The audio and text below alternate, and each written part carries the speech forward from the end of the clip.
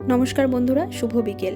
নদিয়া জেলায় মায়াপুরের কাছেই অবস্থিত খুব ছোট্ট একটি গ্রাম ভেবডাঙ্গা। চারিদিকে শুধু সবুজ আর সবুজ, আর তার ওপর দিয়ে বয়ে গেছে মা গঙ্গা। মা গঙ্গার পবিত্র স্পর্শ পেয়ে এই স্থান যেন আরও পরিপূর্ণ। আর এই মা গঙ্গার তীরেই রয়েছে আমাদের গুরুদেবের আশ্রম।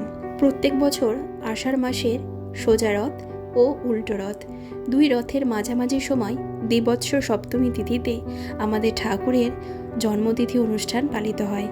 আর প্রত্যেক বছরই আমরা যাওয়ার চেষ্টা করি। সকাল সকাল বেরিয়ে পড়ি সপরিবারে, তারপর ওখানে গিয়ে গঙ্গায় স্নান সেরে যাই মন্দিরে। এই স্থানটি আমাদের কাছে ভীষণ পবিত্র একটি স্থান, কারণ এইখান থেকেই আমি আমার গুরুদেবের আশীর্বাদ পেয়েছিলাম। এদিকে চলছে ভোগ রান্নার প্রস্তুতি।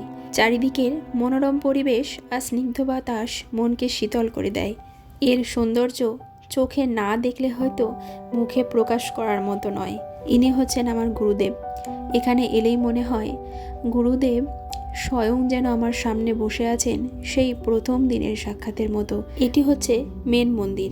এখানে সমস্ত ঠাকুর প্রতিষ্ঠিত আছেন। আমার শ্বশুরমশাইয়ের মুখে শুনেছি, ঠাকুর যখন প্রথম এখানে এসেছিলেন তখন যোগাযোগ ব্যবস্থা কিছুই ছিল না, ছিল চারিদিকে শুধু গাছ আর গাছ। সেই গভীর অরণ্যের মধ্যেই ঠাকুর ভগবানের সাধনায় বসেছিলেন।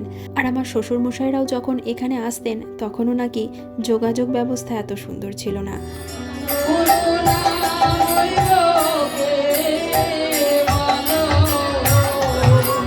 অনেক মাঠ ঘাট জঙ্গল পেরিয়ে এই মন্দিরে আসতে হতো। শেষে প্রসাদ খেয়ে আমরা রওনা দিলাম মায়াপুরের উদ্দেশ্যে।